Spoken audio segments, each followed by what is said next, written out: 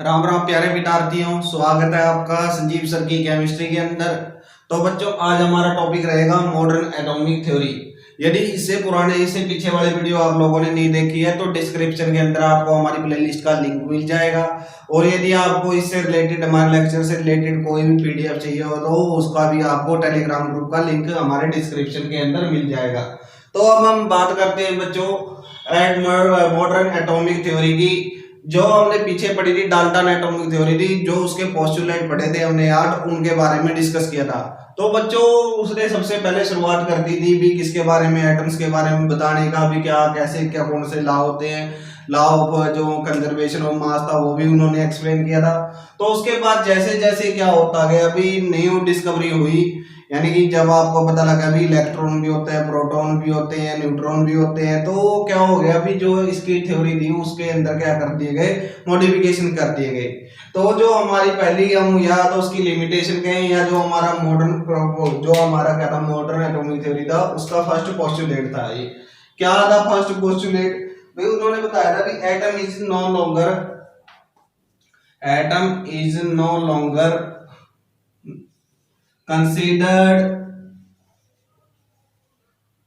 considered as indivisible। यानी कि अब हम क्या नहीं कंसीडर करेंगे, जो हमारा एटम है उसको हम क्या नहीं कंसीडर करेंगे, कंसिडर टू भी लिख सकते हैं, एज भी लिख सकते हैं, टू बी इंडिविजिबल। मतलब जो हमारा क्या था, जो एटम है उसको हम क्या नहीं बोलेंगे, अब इंडिविजुअल नहीं बोलेंगे। क्यों नहीं इंडिविजुअल बोलेंगे भाई? क्योंकि आपको पता है जो हमारी क्या होगी, आपने डिस्कवरी किसकी, आप लोग लिख लेंगे इसके अंदर, because of the discovery of electron, proton, neutron. तो उसके अंदर क्या हो गया भी, हम पहले मानते थे भी ये सबसे छोटा है, लेकिन बाद में पता लगा भी इस एटम के अंदर ही क्या होते हैं, इलेक्ट्रॉन होते हैं। इसके अंदर न्यूक्लियस होता है, उस न्यूक्लियस के अंदर न्यूट्रॉन प्लस में प्रोटॉन होते हैं। तो इसको हमने क्या कर दिया बच्चों, इसको हमने क्या कर दिया, तोड़ दिया। मतलब इंडिविजुअल कह रहा था, वो कह रहा था भी इसको ये है, क्या है हमारा एटम, क्या है स्मॉलेस्ट पार्ट है जिसके हम क्या नहीं कर सकते, कैन नॉट ब्रेक। लेकिन जैसे ही मॉडर्न एटॉमिक थ्योरी आई, उसने बताया भी जो हम एटम है, एटम को हम क्या कर सकते हैं, तोड़ सकते हैं। और तोड़ने वाले हमें क्या मिला, हमें मिला भी इलेक्ट्रॉन मिले, प्रोटॉन मिले और न्यूट्रॉन मिले। आपको पता होगा जी थॉमसन ने 1879 के अंदर क्या की थी, इलेक्ट्रॉन की डिस्कवरी की थी। फिर जेम्स चैडविक आया था, उन्होंने न्यूट्रॉन की खोज की थी। और उससे पहले ई गोल्डस्टीन या रदरफोर्ड थे, उन्होंने क्या बताया था, प्रोटॉन के बारे में बताया था। तो ये हमारा फर्स्ट पॉइंट था भी किसका, मॉडर्न एटॉमिक थ्योरी का। भी जिन्होंने क्या बताया था भी atom no longer considered invisible.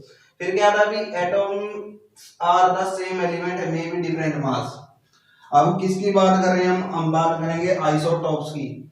यानी कि आइसोटॉप के अंदर क्या हो गया अभी बच्चों, इसके अंदर देखिए क्या लिखेंगे, atoms of the same elements may be different।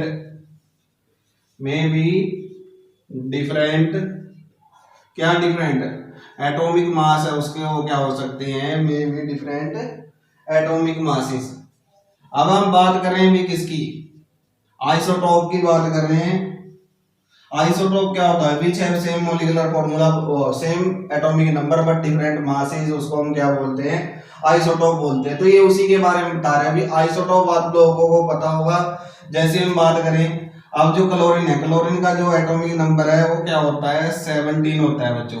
लेकिन जो इसके आइसोटॉप है उसका क्या होता है, उनका जो मॉलिक्यूलर मास है यानी एटॉमिक मास है वो कितना आता है, अलग अलग होता है। इसका कितना है 35 और इसका कितना है 37 है। तो ये क्या है, अलग अलग मास। जैसे हाइड्रोजन की बात करें, हाइड्रोजन के आप लोगों ने पढ़े होंगे, हाइड्रोजन, ड्यूटेरियम और ट्रिटियम। तो इसके अंदर क्या था, जो सभी के अंदर एटॉमिक नंबर 1 था, लेकिन जो मॉलिक्यूलर जो इसका एटॉमिक मास था वो क्या था, डिफरेंट था। तो ये इसके बारे में भी जो डाल्टन है उसने कुछ नहीं बताया था आइसोटॉप के बारे में। तो इसका मतलब ये जो डेफिनेशन है हमारी एक तरह से आइसोटॉप की हो जाएगी। तो ये था अभी इसके बारे में नहीं बता पाया था वो। थर्ड पॉइंट के बारे में लिखते हैं हम इसके बारे में। थर्ड देखिए क्या था बच्चों, तो पता लग गया होगा पहले में तो क्या था, इंडिविजुअल था, ये बात गलत हो गई थी। दूसरा भी सेम एलिमेंट का क्या हो सकता था, डिफरेंट मास हो सकता था। फिर क्या है भी एटम ऑफ डिफरेंट एलिमेंट में भी हैव सेम एटॉमिक मास। यानी कि अब हम क्या कहते हैं अभी, atoms of different elements, atom of different elements may have same, may have क्या, सेम एटॉमिक मास। अभी इसके अंदर किसकी बात कर रहे हैं, सेम एटॉमिक मास, जिनके अंदर एटॉमिक मास तो सेम हो लेकिन क्या हो, जो हमारा एटॉमिक नंबर है वो डिफरेंट होता है। उसके बाद हम किसकी कर रहे थे, आइसोबार की करते हैं। आइसोबार लेते हैं बच्चों किसका, कैल्शियम का और आर्गन का। आप सभी को पता होगा भी आर्गन का एटॉमिक नंबर कितना होता है, 18 होता है, जबकि इसका एटॉमिक नंबर 20 होता है। लेकिन जो एटॉमिक मास की बात करें तो क्या होता है, इसका 40 होता है और इसका भी 40 होता है।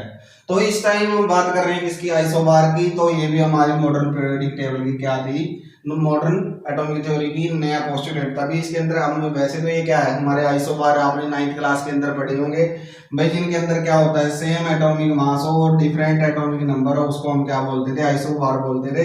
तो वही क्या पोस्टुलेट है किसका, मॉडर्न पीरियोडिक टेबल का। तो नेक्स्ट के अंदर हम देखेंगे भी जो क्या था, ये कंबाइनिंग रेशियो है, इनकी क्या होती है, डिफरेंट होती है, वो भी देख लेते हैं हम कैसे। तो नेक्स्ट पॉइंट देखते हैं बच्चों, क्या कह रहे हैं उसके अंदर, the ratio in which, 4 point अभी, द रेशियो इन विच क्या, in which the different atoms combine, in which the different atom combine,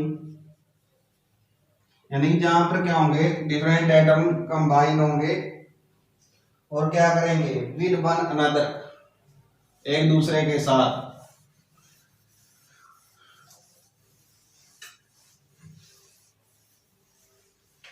क्या होंगे, combine with one another, with one another,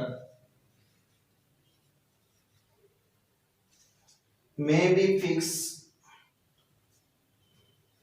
अब उनकी वैल्यू क्या हो सकती है, रेशियो फिक्स भी हो सकती है और क्या हो सकती है बच्चों, and integral but may not always be simple, यानी कि वो क्या हो सकता है, एंड इंटीग्रल हो सकता है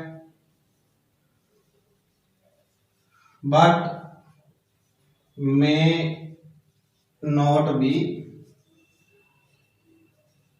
सिंपल। इस पॉइंट से बच्चों आप क्या समझते हैं भाई, इसके अंदर बताया गया है भी जो उनकी रेशियो हमेशा क्या नहीं रहती, बराबर नहीं रहती। जैसे कि हम एग्जांपल ले लेते हैं, अब जैसे पहले तो हम एग्जांपल लेते हैं वाटर का, तो इसके अंदर जो रेशियो थी मास की वो क्या रहती थी, हमेशा सिंपल मल्टीपल रहती है। लेकिन जब हम बात करें थोड़ा सा डिफरेंट कंपाउंड की, जैसे हम बात कर ले शुगर की, अब शुगर के अंदर क्या है, ये रेशियो सिंपल नहीं होगी भाई। अब ये रेशियो है, ये रेशियो क्या है, सिंपल नहीं है, 12, 22 और 11, यानी कि ये क्या आ गई, उन्होंने बताया भी क्या था, the ratio in which different atom combine with one another may be fix. और रेशियो फिक्स होती है और क्या होती है, इंटीग्रल होती है, लेकिन सिंपल नहीं होती, क्योंकि आप इसको सिंपल नहीं कह सकते बच्चों। ये रेशियो क्या है, थोड़ी सी अलग सी दिखाई दे रही होगी आपको, 12, 22, 11, तो उसको हम क्या कह सकते हैं अभी, ये क्या हो सकती है, सिंपल नहीं रहेगी, क्या हो सकती है, फिक्स हो सकती है और इंटीग्रल है। हाँ ये फिक्स है, शुगर के अंदर यही रहेगी हमेशा, जो कार्बन, हाइड्रोजन और ऑक्सीजन की रेशियो है, तो ये क्या हो जाती है अभी, इंटीग्रल हो सकती है, लेकिन सिंपल नहीं होती। फिर हम 5th पॉइंट पढ़ते हैं अभी, क्या है, जो हमारे एटम, आप लोगों को ये पहले बताया था भी, एटम हमेशा क्या करते हैं, पार्टिसिपेट करते हैं किसके अंदर, केमिकल रिएक्शन के अंदर। तो क्या है, atom is the smallest, atom is the smallest which take part in smallest particles that take parts in chemical reaction, जो क्या करता है, केमिकल रिएक्शन के अंदर पार्टिसिपेट करता है, वो क्या होता है, हमारा एटम ही होता है। अब ये चीज आप लोगों को पता होगी, क्योंकि हमारे रिएक्शन के अंदर जो हम कहते हैं प्रोटॉन है, ये न्यूट्रॉन है, ये रिएक्शन के अंदर पार्टिसिपेट नहीं करते। पार्टिसिपेट कौन करता है केमिकल रिएक्शन के अंदर, कभी भी आपने ये देखा होगा। वैसे तो एक्सचेंज ऑफ किसका होता है, इलेक्ट्रॉन का होता है, लेकिन फिर भी हम क्या दिखाते हैं, एटम की फॉर्म के अंदर दिखाते हैं। कोई भी केमिकल रिएक्शन हो रही हो तो उसके अंदर हम एटम को शो करते हैं। तो हमेशा बात ये रहेगी भी जो इलेक्ट्रॉन है ये क्या होते हैं, एटम है वो किसका बना हुआ है, इलेक्ट्रॉन प्रोटॉन न्यूट्रॉन का बना हुआ है। लेकिन जो रिएक्शन के अंदर पार्टिसिपेट कर रहा है वो कौन कर रहा है भाई, वो कर रहा है हमारा एटम। फिर अभी जो हमने कहा था भी एटम इज अनडिस्ट्रक्टेबल, हम ये कहते थे भी एटम को तोड़ा नहीं जा सकता। एक तो पहला पॉइंट आ चुका है हमारा भी, हमने क्या नहीं किया था, एटम को तोड़ नहीं सकते, लेकिन उसको तोड़ा भी जा सकता है। जैसे देखिए एटम इज नो लॉन्गर क्या इनडिस्ट्रक्टेबल,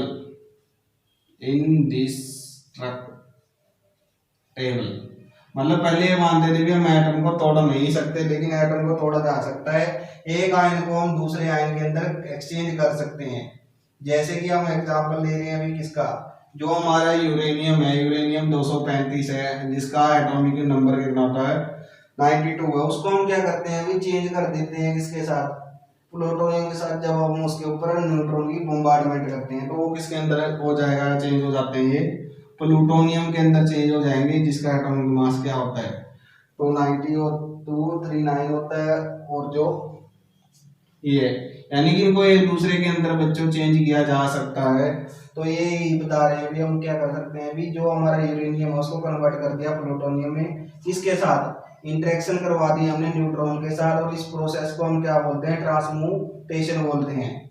मतलब जब ये क्या हो जाते हैं, इसको कन्वर्ट करते हैं इसके अंदर, तो इसके के साथ क्या किया अभी, न्यूट्रॉन की बॉम्बार्डमेंट की है, जिसके कारण ये क्या हो जाते हैं, चेंजेस हो जाते हैं।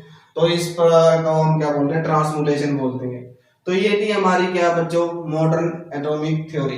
क्या क्या बताया था हमने, सबसे पहला पॉइंट तो हमारा ये था भी हम एटम को क्या नहीं कर सकते भी, एटम को ये नहीं माना जाता भी वो इंडिविजुअल है, उसको हम क्या कर सकते थे, तोड़ सकते थे। दूसरा पॉइंट हमने पढ़ा था भी किसके बारे में, आइसोटोप वाला भी क्या था भी, सेम एलिमेंट के अंदर क्या हो सकते हैं, डिफरेंट मासेस हो सकते हैं। फिर हमने पढ़ा था भी डिफरेंट के सेम मासेस हो सकते हैं। फिर हमने फोर्थ पढ़ा था भी रेशियो हमेशा सिंपल नहीं रहेगी। फिफ्थ के अंदर हमने पढ़ा भी स्मॉलेस्ट पार्टिकल है जो टेक पार्ट करता है केमिकल रिएक्शन के अंदर।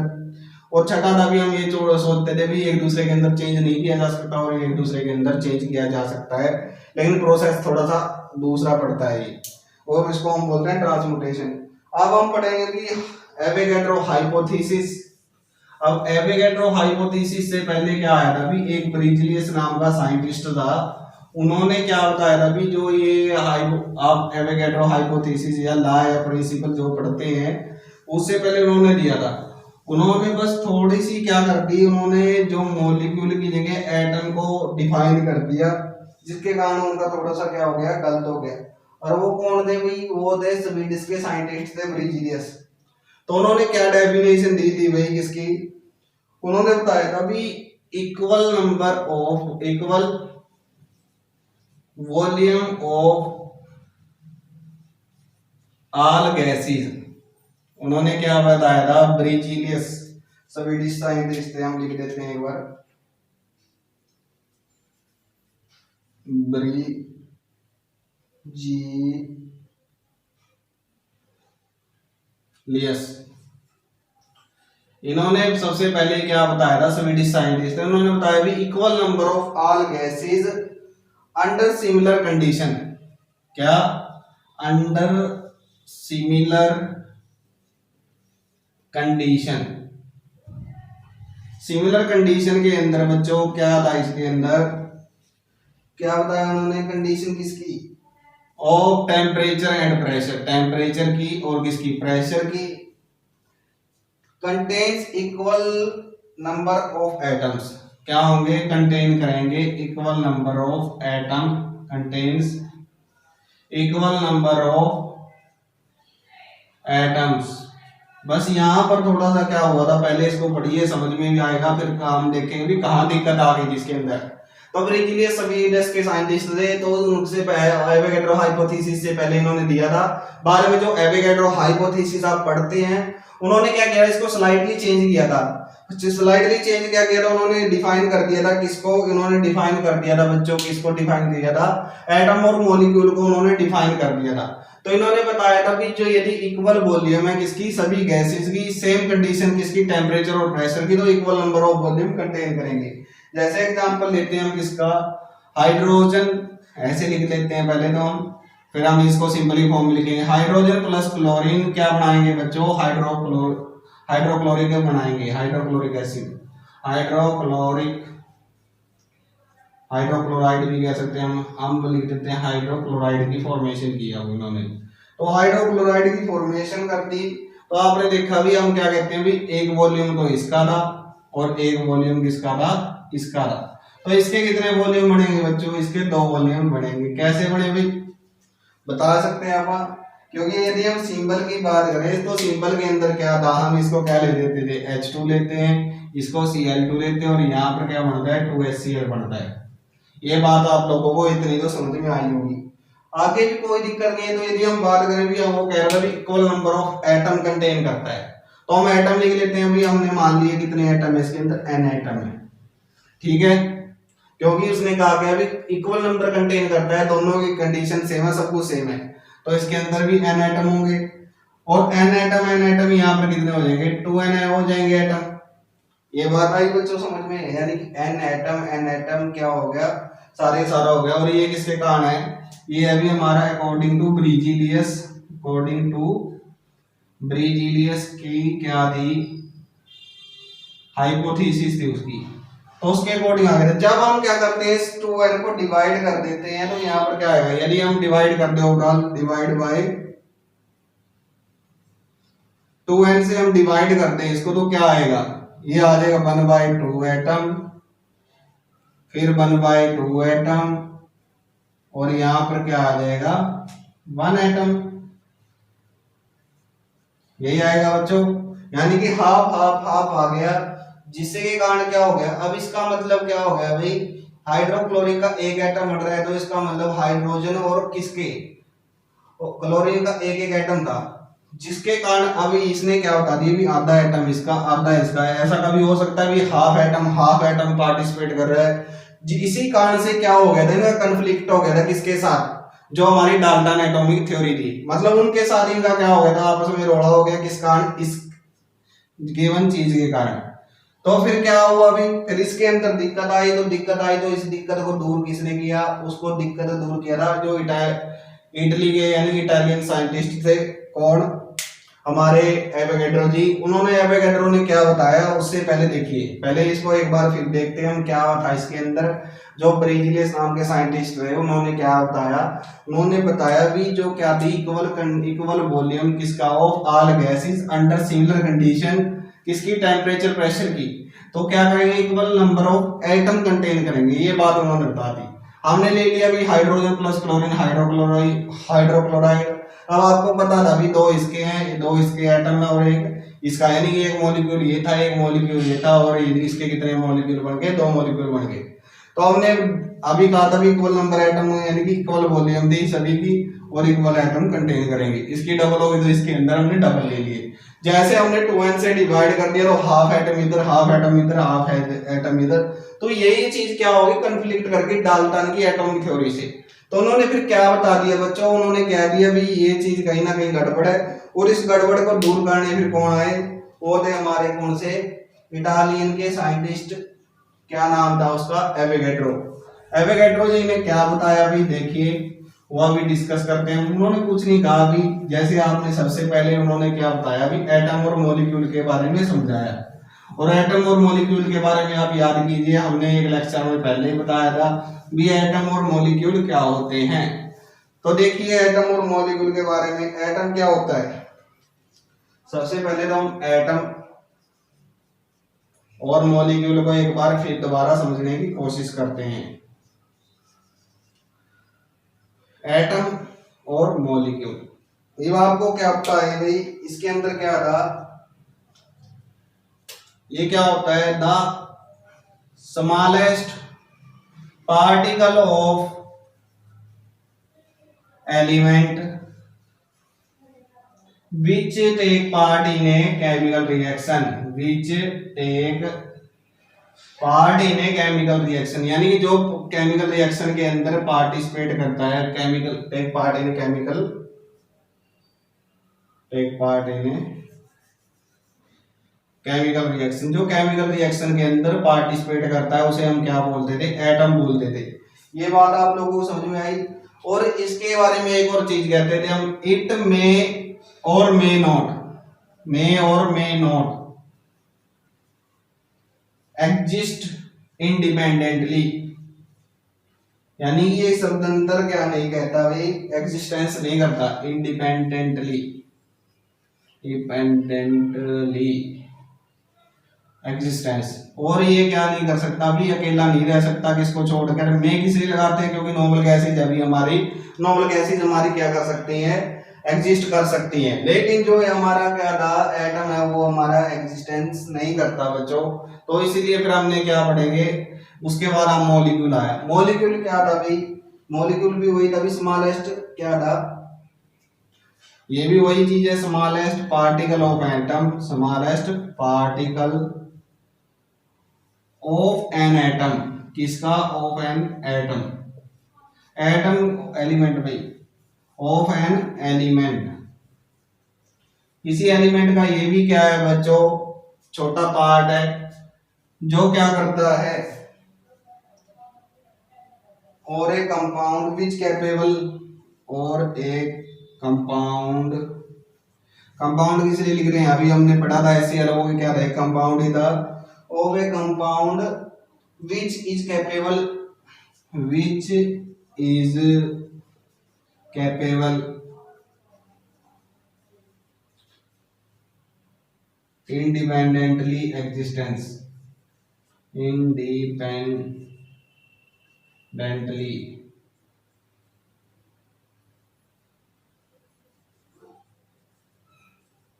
यानी कि ये क्या कर सकते हैं, इंडिपेंडेंटली एग्जिस्टेंस कर सकते हैं। बस इसी चीज के साथ वो सारे का सारा लॉ क्या हो गया, एक्सप्लेन हो गया। कैसे एक्सप्लेन होगा वो देखिए, सबसे पहले एटम और मॉलिक्यूल के बारे में समझिए भाई। इसको हमने पढ़ते थे भी, जो केमिकल रिएक्शन के अंदर पार्टिसिपेट करता था, ये हमने पिछले लेक्चर में बताया था। और ये भी बताया था भाई ये क्या कर सकते हैं, यानी खुले रह भी सकते हैं और नहीं भी रह सकते। खुले कौन से एटम रहते हैं, जो हमारे क्या हो गए, नॉर्मल गैसेज, जो वही एग्जिस्ट करती हैं फ्रीली। बाकी मॉलिक्यूल है, मॉलिक्यूल क्या होता है, ये भी स्मॉलेस्ट पार्टिकल है, क्योंकि एटम से मिलकर ही मॉलिक्यूल बनता है। और क्या होता है, इंडिपेंडेंटली एग्जिस्टेंस करता है। इसका मतलब क्या होगा भी, एटम से मिलकर मॉलिक्यूल बन गया, और मॉलिक्यूल क्या हो गया, ज्यादा स्टेबल हो गया, इसलिए क्या करता है, ये एग्जिस्ट करेगा फ्रीली। लेकिन ये एग्जिस्ट क्यों नहीं कर पाता, क्योंकि इसके अंदर क्या होते हैं, फ्री इलेक्ट्रॉन होते हैं, वो आप बाद में पढ़ेंगे या पहले पढ़ के भी आ चुके होंगे थोड़ा सा। अभी इंडिपेंडेंटली का मतलब जो ऑक्टेट रूल आपने 10th के अंदर पढ़ा होगा भाई, हर एक चीज क्या रहना चाहती है, स्टेबल रहना चाहती है। और स्टेबल रहने के लिए क्या करते हैं, वो इलेक्ट्रॉन को एक्सचेंज करते हैं, इलेक्ट्रॉन को एक्सचेंज करते हैं तो वो फ्रीली एग्जिस्ट करेंगे। तो इसीलिए क्या होते हैं, ये क्या होते हैं, स्टेबल होते हैं। तो फिर क्या बात हुई भाई, अब उन्होंने ये बता दिया, तो अब ये बताने के बाद वो चीज कैसे दूर हुई उनकी, तो वो देखिए उन्होंने क्या किया, एवोगैड्रो जी ने, उन्होंने जो ब्रिजीलियस का क्या था, हाइपोथेसिस था, उसको क्या कर दिया, एक वर्ड चेंज कर दिया, बाकी सारा वही रखा, और उसी को हम क्या बोल देते हैं, एवोगैड्रो हाइपोथेसिस या प्रिंसिपल बोल देते हैं। तो देखिए भी क्या था एवोगैड्रो का, एवोगैड्रो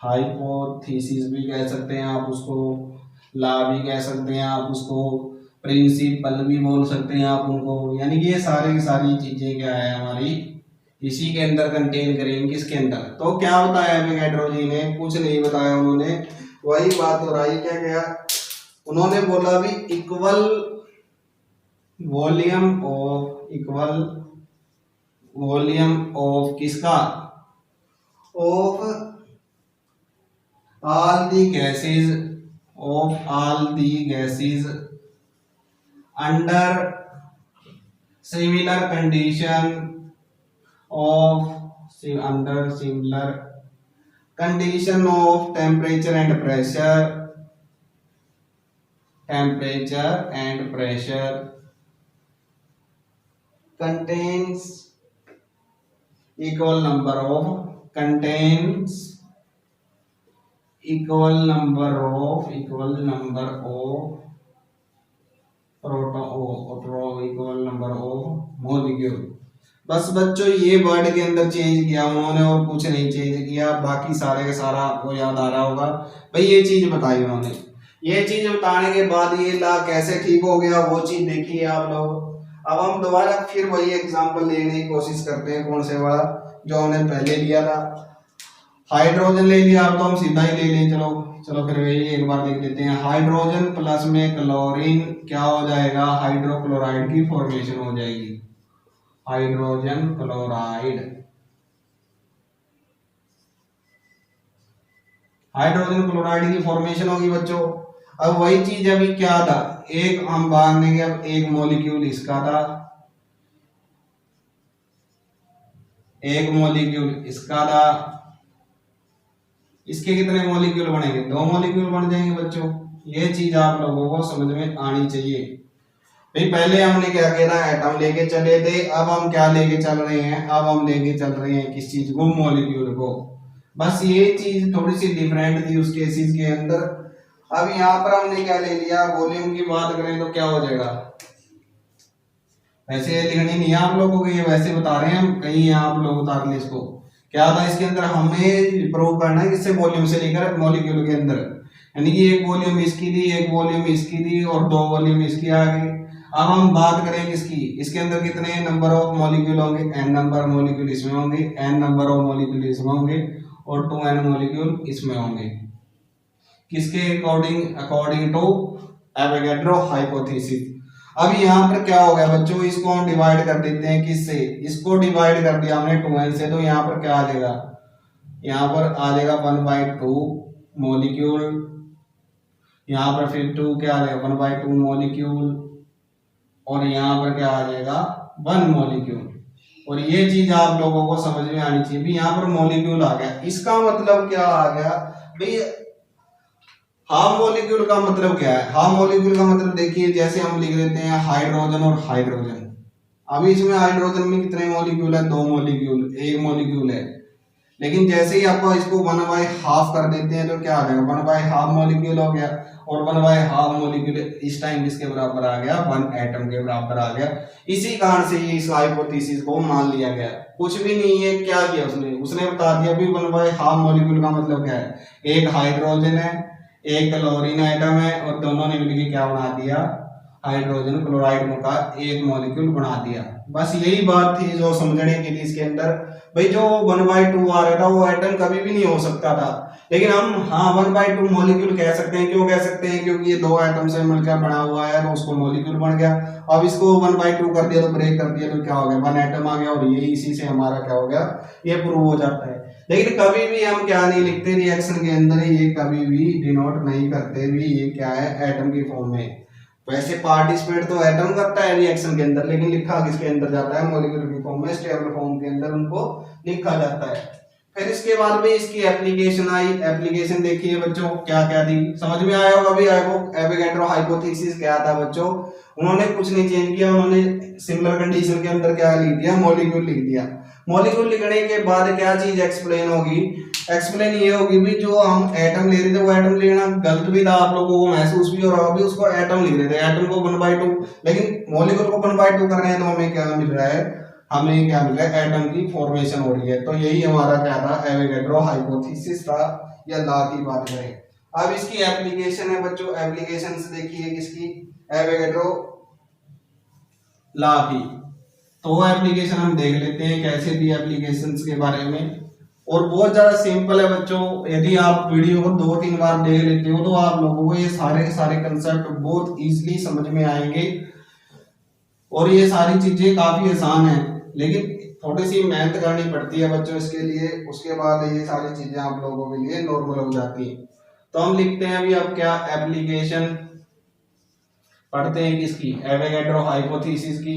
तो फर्स्ट एप्लीकेशन के अंदर क्या बता रहे हैं हमें कह रहे हैं to calculation the atomicity of the element, to calculate the, यानी कि इसका यूज हम कहाँ करेंगे, to calculate the atomicity, atomicity किसकी भाई? Of elementary gases, of elementary gases. Elementary gases की हम क्या पढ़ेंगे? एटॉमिसिटी के बारे में पढ़ेंगे बच्चों।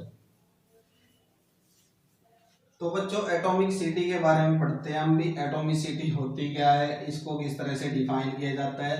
तो देखिए एटॉमिसिटी होती क्या है स्टूडेंट्स। तो क्या होती है अभी? The number of atom, the number of atom of element, of an element, यानी क्या होंगे? इसमें नंबर ऑफ एटम होंगे किसके? किसी भी एलिमेंट के प्रेजेंट होते हैं, प्रेजेंट इन ए मॉलिक्यूल। कितने मॉलिक्यूल के अंदर, वो कितने, एक मॉलिक्यूल के अंदर कितने नंबर ऑफ एटम प्रेजेंट है किसी भी सब्सटेंस के, उसको हम क्या बोलते हैं? उसको बोलते हैं एटॉमिक सिटी। जैसे कि एग्जांपल लेते हैं हम किसका? एग्जांपल ले लेते हैं हम ऑक्सीजन का। तो ऑक्सीजन के अंदर क्या होता है बच्चों? Oxygen, one molecule of oxygen लिखेंगे, one molecule of oxygen, oxygen मतलब O2, कंटेन्स टू एटम। दो एटम कंटेन है तो इसका मतलब हो गया contain two atoms, means it's atomicity कितनी आ गई? इट्स एटॉमिक सिटी इज 1, उसकी एटॉमिसिटी 2 आ जाती है बच्चों। ऐसी हम बात करें in case of O3 means ozone की बात कर रहे हैं हम। In case of O3 atomicity कितनी है? एटॉमिसिटी इज 3 होगी। कौन क्यों होगी? बिकॉज वन एटम ऑफ किसका? वन एटम ऑफ किसका बच्चों? और वन मॉलिक्यूल ऑफ, यानी कि one molecule of ozone contains 3 atom, contains 3 atom. तो उसको हम क्या बोलेंगे? उसको हम बोलते हैं बच्चों एटॉमिक सिटी उसकी। जैसे कोई भी एलिमेंटल फॉर्म में क्लोरीन Cl2 है तो उसकी 2 हो जाएगी, हाइड्रोजन H2 है तो उसकी भी 2 हो जाती है। तो यही होती है एटॉमिक सिटी। क्या? Number of an atom, number of atoms in an element contains a molecule, number in a molecules is known as, क्या आ जाएगा? हमारी एटॉमिसिटी आ जाती है। जैसे ऑक्सीजन की 2 और हाइड्रोजन और O3 ओजोन की हमारी कितनी है? 3 है। अब हम बच्चों पढ़ते हैं रिलेशनशिप। रिलेशनशिप किसके बीच में? रिलेशनशिप पढ़ेंगे हम वेपर डेंसिटी और मोलर मास के बीच में। उससे पहले हम इसके अंदर ही डिस्कस करते हैं भाई। ये हमें एक और बात बताती है, इसी के अंदर की बात करें हम भैया, हमें ये बताती है भी कितने मॉलिक्यूल के अंदर कितने एटम है इसके अंदर। जैसे हम बात करें ऑक्सीजन की, अब ऑक्सीजन हाइड्रोजन प्लस में ऑक्सीजन मिलके क्या बनाते हैं? 2 वाटर के मॉलिक्यूल की फॉर्मेशन होती है। ये आप लोगों को पता होगा। इसका मतलब इसके अंदर 2n मॉलिक्यूल है, इसके अंदर n मॉलिक्यूल है और इसके अंदर 2n मॉलिक्यूल है। मॉलिक्यूल की बात करें हम, वॉल्यूम इनका कितना होता है वो आप लोगों को पता ही होगा। लेकिन अब हम क्या करते हैं? डिवाइड करते हैं। इसके 2 वॉल्यूम थे, इसके 1 था, उसके 2 आ जाते हैं। लेकिन अब हम क्या कर रहे हैं? मॉलिक्यूल से डिवाइड कर रहे हैं अभी इनको। मॉलिक्यूल से डिवाइड करने के बाद यहाँ पर तो कितना आ जाए? 2n से dividing by 2n, dividing by 2n। 2n से डिवाइड करने के बाद कितना आ जाता है? 1 मॉलिक्यूल यहाँ पर आएगा और हाफ मॉलिक्यूल इधर आ जाएगा और 1 मॉलिक्यूल इधर आ गया बच्चों। तो यहाँ इससे क्या पता लगता है? 1 by half molecule of oxygen किसके बराबर होगा? इक्वल होगा 1 एटम ऑफ ऑक्सीजन के। यहां से भी हम पता लग जाता है। लेकिन जो ये लिमिटेशन थी वो किसकी थी भाई? जो ब्रेजिलियस था उसका, वो इस चीज को एक्सप्लेन नहीं कर पाया था। लेकिन इन्होंने बता दिया भी एक मॉलिक्यूल के अंदर कितने, हाफ मॉलिक्यूल के अंदर कितने एटम कंटेन्स है, और ये बात उसकी सच थी। तो इससे ये भी पता लगता है हमें। सेकंड लिमिटेशन पढ़ते हैं बच्चों, सेकंड एप्लीकेशन पढ़ते हैं हम इसकी। क्या? रिलेशनशिप बिटवीन किसके बीच में? वेपर डेंसिटी और मोलर मास के बीच में। तो देखिए भी क्या होती है vapour density, vapour density of A gas. Second है हमारी रिलेशनशिप बिटवीन किसके बीच में बच्चों, मोलर मास और वेपर डेंसिटी के बीच में, घर से बिटवीन वेपर डेंसिटी। तो डेंसिटी के बीच में क्या आगे रिलेशनशिप आएगी, इनसे कैसे आती है वो देखिए। थोड़े से 2-3 फॉर्मूले हैं बच्चों, कंफ्यूज नहीं होना। उससे हमें ये पता लगाएंगे भाई क्या निकलेगा, वेपर डेंसिटी का क्या रिलेशन है मोलर मास से। यदि आपको मोलर मास पता होगा तो आप वेपर डेंसिटी बता सकते हैं, वेपर डेंसिटी पता होगा तो मोलर मास बता सकते हैं। तो हम लिखते हैं vapour density of gas, vapour density of A gas किसके बराबर होगी बच्चों, ये बराबर होती है हमारी किसके, डेंसिटी ऑफ गैस। यानी कि हम रिलेटिव लेके चलते हैं, इसके अंदर एक तो होगी किसकी, डेंसिटी ऑफ कोई भी गैस होगी जिसकी हमने निकालनी होगी। दूसरी हम डेंसिटी लेते हैं किसकी, हाइड्रोजन गैस के रिस्पेक्टिव निकालेंगे, तो डेंसिटी ऑफ हाइड्रोजन गैस। ठीक है बच्चों, तो ये आ गया हमारे पास। अब ये आने के बाद हम क्या करेंगे, हम लेते हैं क्या, मास ऑफ सर्टेन गैस। यानी कि इसका मतलब क्या है, मास ऑफ सर्टेन गैस, कोई भी गैस ले ली हमने, कोई ना कोई गैस जरूर होगी, वो क्या होगी, certain mass of certain volume. अब उस गैस का क्या होगा, कोई ना कोई सर्टेन वॉल्यूम होगा, किसका, उस गैस का, किसके ऊपर, of the gas at standard temperature pressure की कंडीशन के ऊपर। यानी कि जो भी डेंसिटी ऑफ गैस का मतलब क्या है भी, उस गैस का मास होगा किसी ना किसी पार्टिकुलर वॉल्यूम के ऊपर, वही डेंसिटी होगी। डेंसिटी क्या होती है, मास अपॉन वॉल्यूम, यही तो लिख रहे हैं, मास ऑफ सर्टेन। यानी कि वॉल्यूम को हमने सर्टेन कर दिया तो क्या हो जाएगा, उसका मास निकलेगा।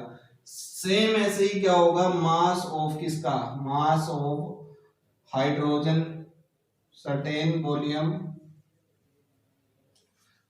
Of gas of hydrogen at STP. STP क्या होता है बच्चों, स्टैंडर्ड टेम्परेचर प्रेशर की कंडीशन होती है। इसके अंदर हम 0 डिग्री सेल्सियस यानी कि 273 केल्विन लेके चलते हैं स्टैंडर्ड। और ये प्रेशर क्या होता है हमारा, 1 एटमॉस्फेरिक प्रेशर को लेके काउंट करते हैं। तो उनको हम क्या बोलते हैं, स्टैंडर्ड टेम्परेचर प्रेशर की कंडीशन के ऊपर, या 1 बार लेते हैं भाई, 1 बार लेके चलते हैं प्रेशर को। तो ये क्या होती है, हमारी स्टैंडर्ड टेम्परेचर और प्रेशर की कंडीशंस होती है। तो इसको आगे हम लिखते हैं भी, जो मास ऑफ सर्टेन गैस था, वॉल्यूम, जो वॉल्यूम था, तो उसको हम क्या कर लेते हैं, अब हमें पता है भी सर्टेन वॉल्यूम के अंदर कितने एवोगैड्रो हाइपोथेसिस ने क्या बताया था भी, एन मॉलिक्यूल कंटेन करेगा। तो अब हम क्या लिखते हैं, mass of an molecule of gas, molecules of gas किसके ऊपर, at STP standard temperature pressure की कंडीशन पे। तो ऐसे ही हम फिर क्या लिखेंगे, वही फिर बात आ जाएगी, मास ऑफ एन मॉलिक्यूल्स किसके, ऑफ हाइड्रोजन किसके ऊपर, एट एसटीपी कंडीशन के ऊपर। यानी कि धीरे धीरे हम क्या कर रहे हैं बच्चों, मोलर मास की तरफ बढ़ रहे हैं, यहाँ से डेंसिटी से लेके चलेंगे और मोलर मास पर हम खत्म करेंगे इस चीज को। तो ये चीज आ गई हमारी। अब आगे क्या होगा भाई, यदि हम इसको स्पेसिफाई कर दें, एन मॉलिक्यूल को अंदर यदि हम क्या कर दें भी, वॉल्यूम को फिक्स कर दें, यानी कि हम 1 मॉलिक्यूल की निकालेंगे, यानी कि n से डिवाइड कर देंगे। तो n से डिवाइड करने के बाद क्या बचेगा हमारे पास, वो आ जाएगा क्या, 1 मॉलिक्यूल। तो हम क्या करते हैं, अब इसके अंदर mass of 1 molecule, mass of 1 molecule of the gas at STP. ऐसे ही क्या आएगा हमारे पास, मास आएगा बच्चों किसका, मास ऑफ 1 मॉलिक्यूल किसका, हाइड्रोजन का, इसके ऊपर स्टैंडर्ड टेम्परेचर प्रेशर कंडीशन के ऊपर। और आपको पता है एक मॉलिक्यूल के अंदर कितने हाइड्रोजन एटम होते हैं, 2 हाइड्रोजन एटम होते हैं। तो ये हमें पता लग जाएगा कि कितने एटम है इसके अंदर, 2 एटम्स होते हैं। तो इसका मतलब क्या हो गया भी, एक मॉलिक्यूल के अंदर 2 एटम कंटेन है। तो इसी को हम क्या लिखते हैं, अभी ये क्या होता है, मास ऑफ 1 मॉलिक्यूल, ये मोलर मास ही होता है, किसका है, मोलर मास ऑफ गैस। यानी कि 1 क्या कह रहे हैं हम, mass of 1 molecule of gas STP. इसका मतलब तो ये मोलर मास है किसका, गैस का। और इसका मोलर मास कितना होता है आप लोगों को पता है, जो स्टैंडर्ड के रूम में इस्तेमाल कर रहे हैं, मतलब एक हाइड्रोजन का मास एक होता है, तो दो का कितना होगा, दो हो जाता है। तो यहाँ पर हम लिख लेते हैं 2। तो यही आ जाता है हमारा पेपर डेंसिटी, आ गई paper density of the gas किसके बराबर आ जाती है, मोलर मास बाय में 2। या फिर हम क्या लिख लेते हैं वो बाद में लिखते हैं, पहले इसको समझिए ध्यान से। क्या करें हमने, सबसे पहले हमने पेपर डेंसिटी ली किसी भी गैस की। अब गैस की पेपर डेंसिटी निकाल रहे हैं, तो किसके विद रिस्पेक्ट टू निकाल रहे हैं, हाइड्रोजन को हम एज ए स्टैंडर्ड इस्तेमाल करते हैं, तो उसके विद रिस्पेक्ट टू निकालेंगे। तो यहाँ से हमने क्या कर दिया, डेंसिटी क्या कर दी ऑफ गैस कर दिया, और डेंसिटी ऑफ हाइड्रोजन गैस। अब मास ऑफ सर्टेन वॉल्यूम, हमने वॉल्यूम आपने पता है अभी क्या होता है, मास अपॉन वॉल्यूम होता है, तो ये सर्टेन वॉल्यूम के ऊपर उसका कोई ना कोई मास होगा एसटीपी कंडीशन के ऊपर। तो ऐसे ही हमने हाइड्रोजन का लिख दिया। फिर हमें पता है कि सर्टेन वॉल्यूम के अंदर क्या होगा, नंबर ऑफ मॉलिक्यूल्स क्या होते हैं, n नंबर ऑफ मॉलिक्यूल होंगे, ऐसे हाइड्रोजन के होंगे। और n molecules of at STP का मतलब क्या होगा, यानी कि यहाँ पर n था तो हम n से डिवाइड कर देते हैं दोनों तरफ, तो n से n मॉलिक्यूल से के n मॉलिक्यूल से कट जाते हैं, तो कितना रहेगा, एक मॉलिक्यूल बचता है। तो एक मॉलिक्यूल किसका, एसटीपी गैस का, और एक मॉलिक्यूल इसका हाइड्रोजन का। हाइड्रोजन दो एटम्स के बराबर होता है, तो उसके लिए हमने 2 लिख दिया। मोलर मास ही, इसका मतलब क्या हो गया, मोलर मास ही हो गया, क्योंकि मास ऑफ वन मॉलिक्यूल कह रहे हैं, तो ये इसका मतलब मॉलिक्यूलर मास निकाल रहे हैं, तो मॉलिक्यूलर मास हमारे पास आ गया। तो वेपर डेंसिटी का क्या रिलेशन हो जाता है मोलर मास के साथ, तो देखिए वो क्या आ जाती है हमारी, vapour molar mass is equal to आ जाता है 2 इंटू में वेपर डेंसिटी। तो ये हमारा क्या आ जाता है, फॉर्मूला आ जाता है। और ये कहीं ना कहीं आपको एग्जाम के अंदर मिल सकता है, कंपटीशन एग्जाम के अंदर जब भी आप जाओगे तो ऐसे क्वेश्चन आप लोगों से पूछ लिए जाते हैं जो जर्नल से होते हैं, लेकिन बहुत कम बच्चों को इनके बारे में पता होता है बच्चों। फिर उसके बाद हम देखते हैं भाई रिलेशनशिप देखते हैं मोलर मास की किसके साथ, वॉल्यूम के साथ। तो वो भी काफी स्टैंडर्ड है भाई, उसका यूज कहाँ पर होता है ये चीज देखेंगे आप लोग। तो देखिए भी क्या है, रिलेशनशिप है वो भी, रिलेशनशिप आसान है काफी। रिलेशनशिप बिटवीन किसके बीच में, मास और किसके बीच में, mass and volume of gas के बीच में। तो यहां पर देखते हैं हम भी इन दोनों के रिलेशनशिप। इसके अंदर भी हम सेम फॉर्मूला इस्तेमाल करते हैं भी, क्या होता है जो हमारा मोलर मास है वो किसके इक्वल होता है बच्चों, मोलर मास होता है हमारा 2 इंटू में वेपर डेंसिटी। तो ये आप लोगों को अभी पता चल भी गया होगा और हमने अभी समझाया है। तो वेपर डेंसिटी के इक्वल आ जाता है बच्चों। अब इससे हम निकालने की कोशिश क्या करेंगे, मैं पहले ही बता देता हूँ। हमारे पास एक वैल्यू आएगी 22.4 लीटर आएगा। इसका मतलब क्या होगा बच्चों, इसका मतलब ये यदि हम इसके इतने वॉल्यूम के अंदर किसी भी गैस को डाल दें इसके अंदर, और फिर उसका हम क्या करें, चेक करें वॉल्यूम, उसका मास चेक करें, तो वो किसके बराबर होगा, मोलर मास के बराबर होगा। उस गैस के, कोई भी गैस हो उसके मोलर मास के बराबर होगा। यदि हम इतने लीटर गैस के अंदर, तो इतने लीटर के अंदर कोई गैस डाल दें तो मोलर मास होगा। ये रिलेशनशिप हम निकालने की कोशिश करेंगे जैसे जैसे हम आगे बढ़ते जाएंगे। तो जैसे हमने क्या लिख दिया अभी, 2 इंटू में वेपर डेंसिटी। 2 वेपर डेंसिटी का क्या फॉर्मूला था हमारा बच्चों, हमने क्या लिखा था अभी, मास ऑफ सर्टेन वॉल्यूम के अंदर था of gas at STP standard temperature pressure की कंडीशन के ऊपर, डिवाइड बाय क्या हो जाएगा, मास ऑफ सर्टेन वॉल्यूम, किसका वॉल्यूम दिखा रहे हैं भाई, हम कैलकुलेट कर रहे हैं किसका, ऑफ हाइड्रोजन का एट किसके ऊपर, स्टैंडर्ड टेम्परेचर प्रेशर की कंडीशन के ऊपर। तो ये चीज था हमारा इसके अंदर। तो इसमें क्या होगा बच्चों, वही बात है, फिर 2 क्या हो जाएगा, 2 इंटू में, अब हमने क्या कर दिया, इसलिए जो हमने सर्टेन वॉल्यूम कह रहे थे हम उसको क्या लेके चले गए भी, मास ऑफ 1 लीटर की बात करें, 1 litre of gas at STP, ऐसे ही डिवाइड कर दें हम किसको, मास ऑफ गैस डिवाइड कर दें किसको, 1 litre of hydrogen gas at STP. और ये हम क्या करते हैं कि 1 लीटर के अंदर हमने क्या डाल दिया, हाइड्रोजन गैस को डाला, और उस गैस का जो हमने वेट चेक किया, उसका वेट कितना आया बच्चों, उसका वेट आया वो लिख देते हैं हम अभी 1 litre of the gas at STP, ये सेम का सेम रहेगा। तो इसका जब हमने वेट किया तो वो आया हमारे पास कितना, 0.089 ग्राम्स के इक्वल आया। ठीक है बच्चों, तो इस 0.089 को एक बार फिर आप क्या करेंगे, इस साइड लिख लेंगे, एक लाइन और लिखने के बाद यहाँ पर लिखेंगे आप 894। तो इसको कैलकुलेट किया तो हमारे पास आया कितना, 22.4 इनटू में मास ऑफ किसका, ये जो ऊपर लाइन लिखी गई है यही लाइन हम लिख देंगे, mass of 1 litre of gas at STP. ये चीज हमारे पास आ गई है यहाँ पर।